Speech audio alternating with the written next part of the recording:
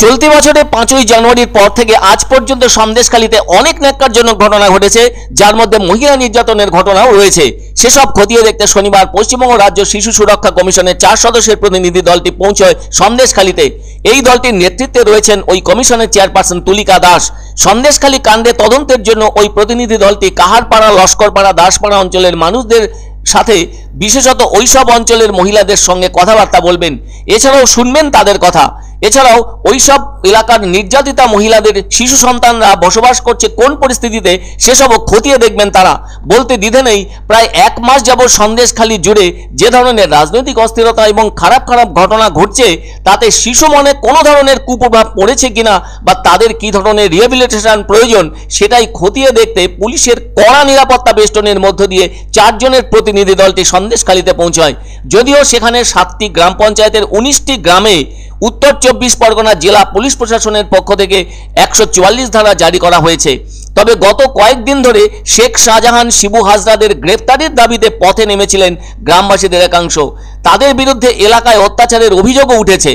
এমন পরিস্থিতিতে গত কয়েকদিন ধরে বিভিন্ন রাজনৈতিক দল সন্দেশখালীকে সামনে রেখে রাজ্যের শাসক দলের বিরুদ্ধে সোচ্চার হয়েছে। আবার তৃণমূলীদের পাল্টা দাবি, বিরোধীদের উস্কানিতে উত্তপ্ত হয়ে উঠেছে সন্দেশখালী। ইতিমধ্যেই ওখানে গিয়েছে রাজ্য মহিলা কমিশন এবং এবার পৌঁছল শিশু সুরক্ষা কমিশন। গত 10ই ফেব্রুয়ারি সন্দেশখালীতে অদ্ভুত অমানবিক ঘটনার অভিযোগ সামনে এসেছিল। জানা গেছে এক মায়ের সন্তানের সাথে অমানবিক ঘটনা ঘটানো হয়েছে বলে অভিযোগ। এমনটা জানতে পেরে বিষয়টি নিয়ে রাজ্য শিশু সুরক্ষা কমিশন পদক্ষেপ করে। এই কমিশনের পরামর্শদাতা সুদেশ নারায় জানান, গ্রামের ঘরে ঘরে গিয়ে তারা নিজের চোখে পরিস্থিতি খতিয়ে দেখবেন। এছাড়াও বর্তমানে রাজ্যে উচ্চ মাধ্যমিক পরীক্ষা চলছে। এক্ষেত্রে পরীক্ষার্থীদের কোনো সমস্যা হচ্ছে কিনা, আবার পরীক্ষা কেন্দ্রগুলির কি অবস্থা, পরীক্ষার্থীদের জন্য সব ধরনের পরিষেবা রাখা হয়েছে কিনা সেসবও খতিয়ে দেখবেন তারা।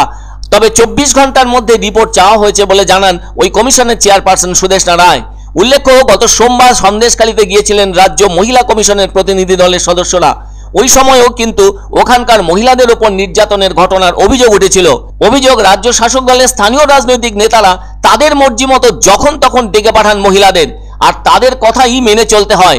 জোর করে কাজ করিয়ে নেওয়া হয় তাদের দিয়ে এবং সেজন্য প্রাপ্য পারিশ্রমিক তাদের মেলে না বলে অভিযোগ। আবার এলাকায় জমি জবরদখলের অভিযোগও ওই নেতাদের বিরুদ্ধে তুলেছেন বিক্ষোভরত মহিলারা। অন্যদিকে গত শুক্রবার সন্দেশখালী যেতে চেয়েছিল বিজেপির কেন্দ্রীয় প্রতিনিধি দল, কিন্তু পুলিশ তাদেরকে আটকে দেয় রামপুরে। ওই দিনেই সন্দেশখালী যাওয়ার চেষ্টা করেছিলেন প্রদেশ কংগ্রেস সভাপতি অধীর চৌধুরী, তাকেও পুলিশ ওই রামপুরেই আটকে দিয়েছিল। এখন রাজ্য শিশু সুরক্ষা কমিশনের 4 সদস্যের প্রতিনিধি দলটি সন্দেশখালী ঘুরে এসে কি রিপোর্ট দেয় সেই দিকে তাকিয়ে ওখানকার নির্যাতিতা মহিলারা।